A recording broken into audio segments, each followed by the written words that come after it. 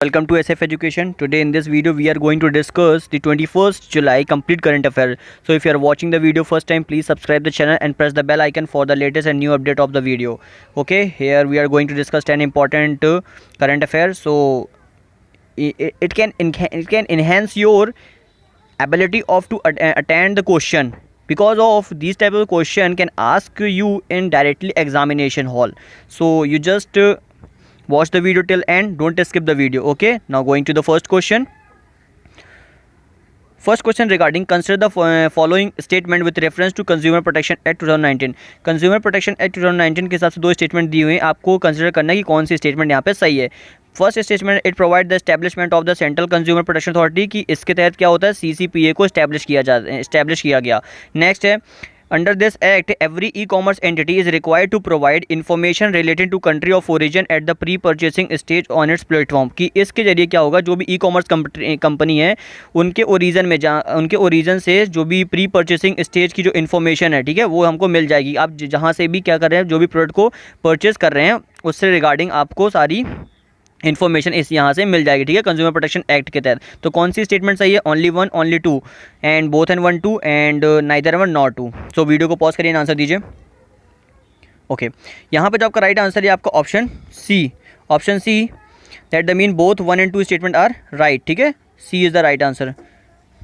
Now थोड़ा सा और इसके बारे में एक्सप्लेनेशन समझ लेते हैं. जो कंज्यूमर प्रोटेक्शन एक्ट है, ये इसको 20 जुलाई 2020 में, मतलब लास्ट डे क्या कर दिया गया है, इसको फोर्स में ला दिया गया है. और इसके तरीके क्या होगा, इसी के तहत CCPA का इस्टेब्लिशमेंट किया जाएगा, जो वायलेशन को रोकेगा, जो भी मतलब जो वायलेशन को रोकेगा और इन्वेस्टिगेट करेगा अगर कोई कंज्यूमर्स के जो राइट्स हैं उनको क्या करता है, उनको वायलेट करता है. जैसे अगर आप बोलो कि कोई परसिक्यूशंस के जरिए, ठीक है, जो कंज्यूमर राइट्स हैं, इंस्टीट्यूट्स है, कोई इंस्टीट्यूट करता है, कंप्लेन करते हैं उसके खिलाफ. कोई अनसेफ गुड्स हैं जो आपको प्रोवाइड किए जाते हैं, ठीक है, जब आप परचेस करते हैं कोई, तो अनसेफ गुड्स या फिर कोई discontinuance, unfair trade practices, misleading advertisement, impose penalties on manufacturing, endorses, publishes of misleading advertisement. ठीक है, तो इन सभी चीज़ों के ऊपर कोई आपको इस तरीके की चीज़ें करता है, उसके ऊपर क्या करेगा, इम्पोज करेगा पेनल्टीज़. तो ये काम किसका है, ये CCPA का, जिसको इस्टेब्लिशमेंट किया जा रहा है कंज्यूमर प्रोटेक्शन एक्ट के तहत. ठीक है, और इसी के तहत क्या होगा, जितनी भी ई-कॉमर्स कंपनी है उनकी हम इन्फॉर्मेशन ले सकेंगे प्री परचेसिंग, मतलब परचेस करने के पहले. तो ये थी complete information consumer protection act की. अब आप मुझे बताएंगे कंज्यूमर प्रोटेक्शन एक्ट, ठीक है, ये हालांकि हम पहले भी डिस्कस कर चुके हैं, लेकिन अब आप मुझे बताएंगे कंज्यूमर प्रोटेक्शन एक्ट 2019, जिसको अभी 20 जुलाई 2020 को फोर्स में ला दिया गया है, ये किस एक्ट को रिप्लेस करके इसको लाया गया है. ठीक है, तो you have to be comment on the comment box. So which of the consumer protection act has been changed. ठीक है, तो आपको बताना है. Now going to the next question. Next question is regarding Manodarpan initiative. Manodarpan initiative इनमें से किससे relate करता है? तो ऑप्शन है psycho social support to student for their mental health and wellbeing, की स्टूडेंट्स को साइकोलॉजिकल सपोर्ट देना उनकी मेंटल हेल्थ और वेलबींग को और ज़्यादा इन्हेंस करने के लिए. सेकंड है कैपेसिटी बिल्डिंग करना, program for improving quality of social education through integrated teaching training. ठीक है, इंप्रूविंग मतलब क्वालिटी बढ़ाना स्कूल के एजुकेशन की, ठीक है, टीचर की ट्रेनिंग को इन्हेंस करके. तो क्या ये मनोदर्पण इनिशिएटिव है? थर्ड स्टेटमेंट है bringing together senior officials from the government of India and the US administration who are setting the post pandemic recovery agenda. ठीक है, US और इंडिया के जो सीनियर ऑफिशियल्स हैं वो क्या करें, साथ में आके बात करें पोस्ट पेंडेमिक रिकवरी एजेंडा को. तो क्या ये मनोदर्पण इनिशिएटिव है? और लास्ट है ऑनलाइन रजिस्ट्रेशन किसमें, MSME में. तो क्या ये मनोदर्पण इनिशिएटिव है? सो वीडियो को पॉज करिए, आंसर दीजिए. ओके, यहाँ पर जो राइट आंसर है आपका ऑप्शन ए. ठीक है, option A that the mean first statement is right. Because क्या करना है, मनोदर्पण इनिशिएटिव का मतलब ड्यूरिंग द कोविड-19 the hostilise situation which is ongoing. So इस फेज़ में क्या करना है, जो स्टूडेंट्स को क्या करना है, उनके मोराल को बढ़ाना, उनके स्टूडेंट्स की जो मेंटल हेल्थ और जो वेलबींग है उसको और ज़्यादा बढ़ाना है. इसके लिए क्या किया जा रहा है, मनोदर्पण इनिशिएटिव को लाया जा रहा है. तो आपको याद रखना मनोदर्पण इनिशिएटिव किससे रिलेट करता है, ये psycho social support to students for their mental health and wellbeing से ये रिलेट करता है. और इसको किसने अभी लेके आया है, तो इसको जो HRD मिनिस्ट्री है उन्होंने इसको लेके आया है, जो आत्मनिर्भर भारत अभियान के तहत ये वर्क करेगा. ठीक है, और ये भी आपको याद रखना है कि आत्मनिर्भर भारत अभियान के तहत वर्क तो करेगा, साथ ही साथ ये क्या करेगा, ये स्ट्रेंथनिंग करेगा आपकी ह्यूमन कैपिटल को. Human capital that the mean आपकी हेल्थ और आपकी एजुकेशन को और ज़्यादा बढ़ाएगा. तो ये इसका एम है. ठीक है, आई होप आपको समझ में आ गया होगा. Now going to the next question. Next question is consider the following statement ठीक है, तो दो स्टेटमेंट दी, आपको बताना कि कौन सी स्टेटमेंट इसमें सही है। ठीक है, sacred groves are part of XC2 method of conservation of flora. ठीक है, जो सैक्रेड ग्रूव्स होते हैं, ठीक है, ग्रूव्स आर द, ये एक प्रकार के एनिमल्स होते हैं, तो जो सैक्रेड ग्रूव्स हैं, ठीक है, ये क्या है, ये XC2 मेथड के अंदर इनको कंजर्व किया जाएगा। ठीक है, जो फ्लोरा होते हैं। और जो सेकंड स्टेटमेंट, जो सैक्रेड ग्रुप्स हैं are included as protected areas category community reserve under the forest conservation act 1980। ठीक है, जो फॉरेस्ट कंजर्वेशन एक्ट 1980 है उसके तहत इनको क्या किया जाएगा, इनको प्रोटेक्ट किया जाएगा। तो कौन सी स्टेटमेंट सही है? स्टेटमेंट्स आपके ऑप्शन हैं only 1, only 2, 1 and 2 and neither 1 not 2। कौन सी स्टेटमेंट सही है? वीडियो को पॉज करने आंसर दीजिए। चलिए, यहाँ पे जो आपका राइट आंसर है आपका ऑप्शन ए। ठीक है, option A, that the mean केवल 1 स्टेटमेंट सही है, क्योंकि आई थिंक सॉरी यहाँ पे गलती हो गई, आपकी 1 नहीं, डी, मतलब कोई भी स्टेटमेंट यहाँ पे सही नहीं है। ठीक है, कोई भी स्टेटमेंट सही नहीं है। क्योंकि जो सैक्रेड ग्रुप्स हैं ये XC2 मेथड के अंदर नहीं, ये IN-situ मेथड के अंदर इनको कंजर्व किया जाएगा, और इनको जो वाइल्ड लाइफ प्रोटेक्शन एक्ट 2002 उसके तहत इसको क्या किया जाएगा, इनका प्रोटेक्शन किया जाएगा। तो ये आपको याद रखना है। ठीक है, और क्या है, जो सैक्रेड ग्रुप्स होते हैं, देखो जैसे IN-situ method of conservation of flora. ठीक है, किसमें क्या होता है कि जैसे on site conservation of the on site conservation और the conservation of genetic resources. ठीक है, मतलब जहाँ पे इनका कंजर्वेशन होगा वो साइट एरिया के आपके अंदर आएगा, ना कि XC2, मतलब कोई बाहर से आके उस एरिया को कंजर्व नहीं करेगा। जो गवर्नमेंट है उस एरिया के अंदर ही जाके वो सैक्रेड ग्रुप्स है, जो एनिमल्स हैं, ठीक है, सॉरी, जो फ्लोराज हैं आपके, उनको क्या करेगा, उनको प्रोटेक्ट करेगी। तो इसलिए इनको बताया गया। ठीक है, जो जैसे आप बोल सकते हो जो जेनेटिक रिसोर्सेज हैं in natural population of plant of animal species. ठीक है, सच जैसे forest genetic resources in natural population of tree species, जैसे ट्री स्पीसीज है जिसको फ्लोरा बोल रहे हैं। ठीक है, फ्लोरा और फौना में डिफरेंस आप मुझे एक लाइन को मैं कॉमेंट में बताएंगे। ठीक है, तो ये इनको ऐसा क्यों किया जा रहा है। ठीक है, और जो थोड़ी सी और अगर एक्स्ट्रा इन्फॉर्मेशन की बात करें तो जो कोयम्बटूर बेस्ड कन्नन वैरियर है, ठीक है, कोयम्बटूर में कन्नन वैरियर है, उसको recently Indian council of forestry research ने forestry and education national award का दर्जा उसको दिया गया है। ठीक है, तो ये भी आपको याद रखना, किसको, कोयम्बटूर बेस्ड कन्नन वॉरियर को। नाउ नेक्स्ट क्वेश्चन पे चलते हैं। ये लेकिन आपको समझ में दोनों चीज़ें कि इसको 1980 में, मतलब 1980 वाइल्ड लाइफ प्रोटेक्शन एक्ट के जरिए कंजर्व नहीं किया जा रहा है, इसको वाइल्ड लाइफ प्रोटेक्शन एक्ट 2002 के जरिए कंजर्व किया जा रहा है, और ये IN-situ मेथड में आता है, ना कि जो आपकी XC2 मेथड है। ठीक है, तो ये भी याद रखना है। चलिए नेक्स्ट क्वेश्चन पे चलते हैं। Next question regarding black rock. Black rock किससे रिलेट करता है? क्या ये रैंसमवेयर है, क्या ये रेडियो कार्बन डेटिंग है, क्या ये मालवेयर है, क्या ये नेटवर्क प्रोटेक्टिंग ऐप है? तो वीडियो को पॉज करिए, आंसर दीजिए। ओके, यहाँ पे जो आपका राइट आंसर है आपका option C, that the mean it is a malware. Malware का मतलब क्या होता है कि ये एक प्रकार का आप इसको बोल सकते हैं, जैसे जब कोई किसी की साइबर क्राइम करके, मतलब साइबर थ्रेट, मतलब साइबर बुलिंग जिस तरीके से आप बोलते हैं ना, उस तरीके का काम करके किसी की इन्फॉर्मेशन को चोरी करने वाला एक सॉफ्टवेयर होता है, उसको हम बोलते हैं मालवेयर। ठीक है, तो black rock is a type of malware. देखो जैसे मैं आपको बताता हूँ, जो सिक्योरिटी फार्म होते हैं, जैसे threat fabric has Altered about a new malware. ठीक है, जो सिक्योरिटी फार्म को जब थ्रेट होता है, ठीक है, किससे जो चेंज कर देते हैं किसमें, एक मालवेयर सिस्टम में, जिसको आप ब्लैक रॉक कहते हैं। जैसे which can steel information like passwords and credit card information from about. ये जो मालवेयर्स होते हैं, दीज आर सॉफ्टवेयर, वो क्या कर लेते हैं, जैसे आपकी कोई भी इन्फॉर्मेशन है, ठीक है, आपकी कोई इस इन्फॉर्मेशन को चोरी कर लेंगे, आपके पासवर्ड्स को चोरी कर लेंगे। ठीक है, आप जैसे क्रेडिट कार्ड की कोई पासवर्ड है उसको आपका चोरी कर लेंगे, आपका OTP चोरी कर लेते हैं। तो ये सारी चीज़ें वो क्या कर लेते हैं, इसको स्टील कर लेते हैं, ताकि क्या कर सकें, आपके अकाउंट से पैसे निकाल सकें, या फिर कोई भी अदर आपकी जो प्राइवेट इन्फॉर्मेशन है उसको क्या कर सके, उसको ख़राब कर सके, उसका मिसयूज़ कर सके। तो ये सारी चीज़ें वो करते हैं। तो ये सब किसकी ज़रूरत है, ये सब मालवेयर के जरिए होता है। ठीक है, तो malware is a type of software. तो इसलिए ब्लैक रॉक क्या है, ब्लैकवेयर is a type of malware which is like a software. ठीक है, और इसको वेरी इम्पॉपुलर ऐप कहा जाता है। देखो सिंस जब से काफ़ी ज़्यादा पॉपुलर है, क्योंकि जो थ्रेट पोज करता है by the black rock Android malware is quite high. ठीक है, काफ़ी ज़्यादा मतलब प्रॉब्लम क्रिएट करता है। तो ब्लैक रॉक आपसे पूछा जा सकता है डायरेक्टली कि किससे रिलेट करता है, तो ये मालवेयर से रिलेट करता है। नाउ नेक्स्ट क्वेश्चन पे चलते हैं। Next question is regarding consider the following pairs. ठीक है, इनमें से कौन से पेयर सही हैं? पहले मैं आपको दिया स्पेस मिशन का नाम दिया हुआ है, फिर दिया आपको स्पेस एजेंसी, तो कौन सा सही है? तो फर्स्ट है ऑसिरिस रेक्स। ठीक है, क्या ये नासा से रिलेट करती है? क्या सेकंड है डबल एस्ट्रॉइड रीडायरेक्शन टेस्ट, क्या ये ESA जो आपकी यूरोपियन स्पेस एजेंसी उससे रिलेट करती है? हीरा जिसको रॉस्कोमॉस बोलते हैं, तो क्या ये रशिया से रिलेट करती है? ठीक है, रशिया की जो ऑर्गेनाइजेशन उससे रिलेट करती है। तो कौन सी स्टेटमेंट सही है? Only 1, only 2, 2 and 3 and 1, 2 and 3 सारी की सारी सही है। तो कौन सी स्टेटमेंट सही है? चलिए वीडियो को पॉज करिए, आंसर दीजिए। ओके, यहाँ पर जो आपका राइट आंसर है आपका option A, option A that the mean first statement बस सही है। जो ओसिरिस रेक्स है ये नासा की है, बाकी ये दोनों क्या है, दोनों की दोनों आपकी स्टेटमेंट गलत है। देखो Osiris Rex is a NASA asteroid study, ठीक है, वो नासा का जो एक प्रोग्राम है जो एस्ट्रॉइड की स्टडी के लिए बनाया गया है, ठीक है, एंड सैम्पल रिटर्न मिशन, ठीक है, और जो मिशन है इस primary goal to obtain a sample of at least 60 gram, ठीक है, फ्रॉम 101955 बेनू, ठीक है। और मतलब क्या करना है कि जो एस्ट्रॉइड है उसका सैंपल लेके क्या करना है, उसकी हमको जानकारी, उसकी इन्फॉर्मेशन कलेक्ट करना है, तो ये उसके लिए बनाया गया है। जो यूरोपियन स्पेस एजेंसीज है उसका हीरा है, ठीक है।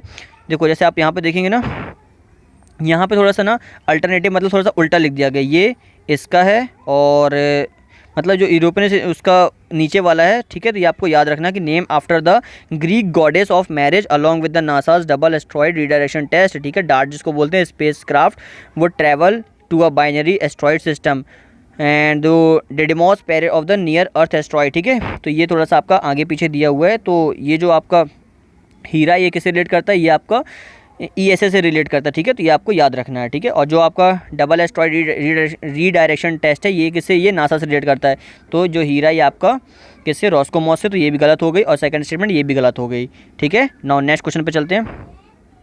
Next question is consider the following statement, की दो स्टेटमेंट दी है, इसमें से कौन सी स्टेटमेंट आपकी सही है। पहली है constitution of India provide for fundamental right of an accused against forced self incrimination, ठीक है। अगर कोई क्या जो कॉन्स्टिट्यूशन इंडिया है वो प्रोवाइड कराता है आपको राइट, ताकि जो एक्यूज कर सको, आप आरोप लगा सको अगेंस्ट फोर्स सेल्फ इंक्रीमेशन, अगर कोई आपसे ज़बरदस्ती सेल्फ इंक्रीमेशन करता है, ठीक है। एंड सेकंड स्टेटमेंट है India has incorporated the relevant provision against torture in its criminal laws after ratifying the UN convention against torture, ठीक है। इंडिया ने क्या किया, इनकॉर्पोरेट किए हैं कुछ रेलिवेंट प्रोविज़न जो टॉर्चर के अगेंस्ट में वर्क करेंगे, ठीक है। जैसे after ratifying the UN convention against torture, ठीक है, जब से उन्होंने रेटिफाई किया किसको, UN कन्वेंशन अगेंस्ट टॉर्चर को, ठीक है। तो उन्होंने क्या किया है, अभी इंडिया ने कुछ नए प्रोविज़न अभी रिलेट किए हैं जो टॉर्चर के अगेंस्ट वर्क करेंगे। तो कौन सी स्टेटमेंट सही है, only one, only two, both one and two, and neither one not two. Video को पॉज करिए, आंसर दीजिए। ओके, यहाँ पे आपका राइट आंसर है आपका ऑप्शन सी मतलब दोनों स्टेटमेंट सही है कि जो आपका कॉन्स्टिट्यूशन है वो प्रोवाइड कराता है कि अगर कोई आपसे टॉर्चर करता है तो आप सेल्फ इंक्रीमेशन के जरिए उसके खिलाफ क्या कर सकते हो, उसको एक्यूज ठहरा सकते हो। और इंडिया ने क्या किया, कुछ नए प्रोविज़न अभी रिलेट मतलब डाले हैं जो UN कन्वेंशन के तहत क्या करेगा, वर्क करेगा, ठीक है। जैसे आप बोलो, just a minute, I think कुछ गड़बड़ी हो गई है यहाँ पे। जो आपका आंसर है ये आपका ऑप्शन 1 सही है, ठीक है। सॉरी फॉर मिस्टेक, ठीक है, ऑप्शन 1 सही है। क्यों, क्योंकि जो यूनाइटेड नेशन कन्वेंशन है, यूनाइटेड कन्वेंशन अगेंस्ट टॉर्चर है, इसको इंडिया ने रेटिफाई नहीं किया, ठीक है, इसको इंडिया ने रेटिफाई नहीं किया, इसलिए इसके जरिए वर्क नहीं करेगा, ठीक है। तो इसलिए ऑप्शन 1 बस राइट है, ठीक है। इसलिए ऑप्शन कौन सा, ऑप्शन 1 बस राइट है, ठीक है। Sorry for mistake. आप थोड़ा समझ लेते हैं इसके बारे में। जो fundamental right against the force self incrimination है, ठीक है, एक्यूज ठहरा सकते हैं अंडर आर्टिकल 23। आप जानते हैं जो आर्टिकल आपका 12 टू जो 35 है, ठीक है, 12 से 35, ये कौन से हैं, ये आपके फंडामेंटल राइट्स हैं, ठीक है। तो इसके जरिए, इसी के जरिए आप क्या कर सकते हो, आप अपना किसी को भी एक्यूज ठहरा सकते हो जो आपके अलग अलग अधिकार हैं, ठीक है, उसके जरिए। तो ये कंपेल्ड करता है कि अगर आप कोई भी आपसे क्या कर सकते हैं, मिसलीडिंग मतलब आपसे मिसबिहेव करता है तो उसके जरिए आप उसके खिलाफ एक्शंस ले सकते हो, ठीक है। तो ये है, ये देखिए जो आपको मैंने बोला था कि इंडिया सेकंड स्टेटमेंट इनकरेक्ट। क्यों, क्योंकि जो India sign the united nation convention against torture, sign तो किया है बट इंडिया ने इसको अभी तक रेटिफाई नहीं किया है, ठीक है। इस इंडिया ने इसको साइन तो कर लिया बट इसको रेटिफाई नहीं किया, इसलिए ये आपकी स्टेटमेंट गलत हो जाती है, ठीक है। ये आपको याद रखना है। ओके, नेक्स्ट क्वेश्चन पे चलते हैं। Next question is consider the following statement, तो कौन सी स्टेटमेंट सही है। जो मालाबार एक्सरसाइज है is a trilateral naval exercise involving united nation, Japan and India, ठीक है। United nation, Japan and India के बीच एक्सरसाइज है। फिर सेकंड स्टेटमेंट है quadrilateral security dialogue is a strategic forum between united nation, Japan, south Korea and India, ठीक है। तो इन चारों के बीच जो क्वाड्रिलेटरल सिक्योरिटी डायलॉग है, तो कौन सी स्टेटमेंट सही है। ऑप्शन है only one, only two, both one and two, and neither one not two. So video को पॉज करिए, आंसर दीजिए। चलिए, यहाँ पे जो आपका राइट आंसर है आपका ऑप्शन 1 है। अगर आप लंबे समय से न्यूज़ को भी पढ़ रहे हैं या फिर देख रहे हैं क्या टीवी के ऊपर, तो आपको समझ में आ जाएगा कि जो मालाबार एक्सरसाइज है वो किसके साथ है, वो यूनाइटेड नेशन मतलब US, जापान और इंडिया के बीच है। और जो क्वाड्रिलेटरल सिक्योरिटी डायलॉग, जिसको अपन इंग्लिश में और क्या बोलते हैं, इसको आप क्वाड ग्रुप भी बोलते हो, ठीक है। ये भी आपको याद रखना है, इसको हम क्वाड ग्रुप भी बोलते हैं। इसमें 4 कंट्री आती हैं आपकी, USA, जापान, इंडिया और ऑस्ट्रेलिया। इसलिए आपकी सेकंड स्टेटमेंट क्या हो जाती है, सेकंड स्टेटमेंट आपकी हो जाती है गलत, ठीक है। तो सेकंड स्टेटमेंट आपकी हो जाती है गलत, ठीक है। ये अभी आपको याद रखना है, ठीक है। ये देखिए, अगर आपको थोड़ा सा और इसमें डीप में पढ़ना तो आप यहाँ पे पढ़ सकते हैं। ये 4 ग्रुप हैं जो आपके क्वाड्रिलेटरल सिक्योरिटी डायलॉग, जिसको क्वाड ग्रुप कहते हैं, इसके अंदर आते हैं। और जो आपकी मालाबार एक्सरसाइज है, इसको 2015 में इसमें कौन, जापान जुड़ा था। और 1992 में मालाबार एक्सरसाइज स्टार्ट हुई थी। और इनिशियली जब ये एक्सरसाइज स्टार्ट हुई थी तब इसके जो मेंबर थे वो केवल यूएस और इंडिया थे, उस समय जापान मेंबर नहीं था। 2015 में जापान इसका मेंबर बना, ठीक है। तो कोई भी कंफ्यूजन नहीं रखना, सारी स्टेटमेंट को ध्यान से सुन के समझना है। नेक्स्ट क्वेश्चन पे चलते हैं। Next question is regarding which of the following is और करेक्टली मैच, इनमें से कौन सा करेक्टली मैच है आपको बताना। जैसे जो फरजाद बी गैस फील्ड है, ठीक है, ये ईरान में लोकेट करती है, तो क्या ये स्टेटमेंट सही है, ठीक है। और सेकंड है बागीजन ऑयल फील्ड, क्या ये इंडिया से लोकेट करती है। घावर ऑयल फील्ड, क्या ये सऊदी अरेबिया से लोकेट करती है, तो कौन सी स्टेटमेंट सही है। ओनली 1, फिर 2 and 3 only, 1 and 3 only, and 1, 2 and 3 तीनों की तीनों स्टेटमेंट सही है। तो कौन सी स्टेटमेंट सही है यहाँ पे, वीडियो को पॉज करिए, आंसर दीजिए। चलिए, यहाँ पे जो आपका राइट आंसर ये आपका ऑप्शन डी, मतलब तीनों की तीनों स्टेटमेंट ही सही है कि जो फरजद बी गैस और फील्ड है ये ईरान में लोकेट करती है, बागीजन ऑयल फील्ड ये इंडिया से लोकेट करती है, और जो घवार ऑयल फील्ड है ये सऊदी अरेबिया से लोकेट करती है। तो ठीक है, ये तीनों की तीनों आपको याद रखना। थोड़ा सा डीप में जाओगे समझ में आ जाएगा। जैसे आपको जो याद रखना है ना, वो थोड़ा सा इंडिया में ज़्यादा फोकस देके पूछना है। जैसे भगजान ऑयल फील्ड है, ये कहाँ से, ये असम से लोकेट करती है, ठीक है। गवार ऑयल फील्ड है, ये कहाँ पे, eastern province of Saudi Arabia, ठीक है, सऊदी अरेबिया के ईस्टर्न प्रोविंस में ये लोकेट करती है, ठीक है। और जो फरजाद बी गैस फील्ड है, ये पर्शियन गल्फ के अंदर, ये कंट्रोल के पर्शियन गल्फ के अंदर इसका लोकेशन है, जो ईरान के कंट्रोल में, ठीक है। तो ये तीनों की तीनों स्टेटमेंट आपको याद रखिए। नाउ अब नेक्स्ट क्वेश्चन पे चलते हैं। Next question is consider the following statement regarding the Kurma mobile application. Kurma mobile application से रिलेटेड कौन सी स्टेटमेंट सही है।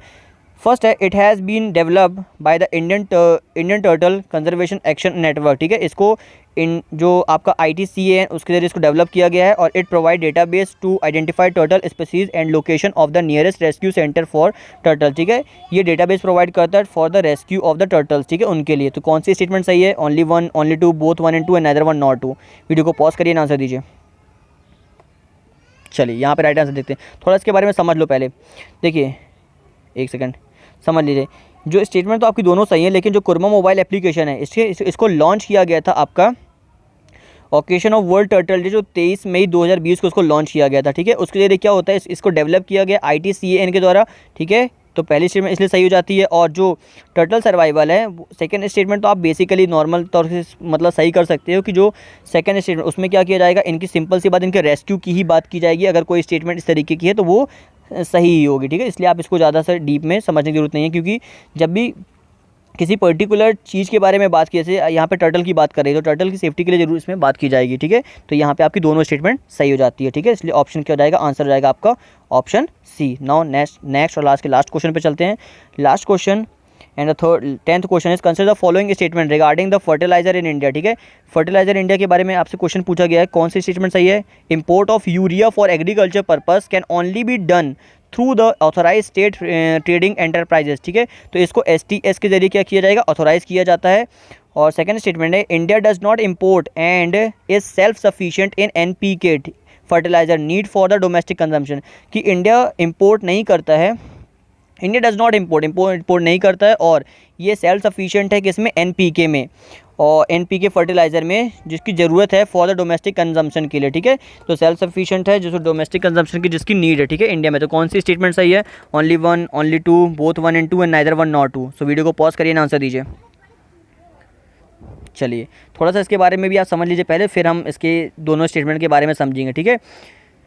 तो जो फॉरेन ट्रेड पॉलिसी है, ठीक है, उसके जरिए क्या होता है, जो इंडिया है ये इंपोर्ट करता है urea of agriculture purpose as a canalised item can be imported only through the STES, ठीक है। इसको केवल STS के जरिए इसको इंपोर्ट किया जाता है एज नोटिफाइड बाय DGFT, ठीक है। DGFT के द्वारा इसको नोटिफाई किया जाता है।